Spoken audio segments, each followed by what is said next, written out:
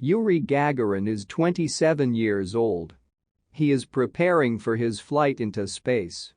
The training for the flight takes months. 6 men do this training.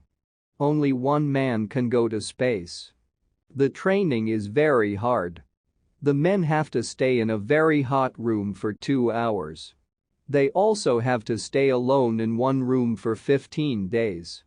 They also do parachute training.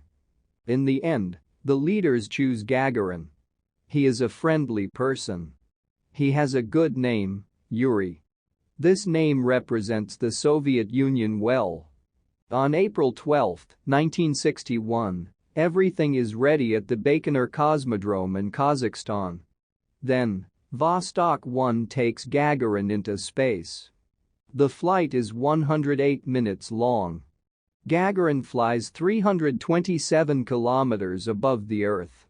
He flies around the Earth once. Then Vostok 1 goes down. When Vostok 1 is 7 kilometers above the Earth, Gagarin catapults. Then he parachutes to the ground.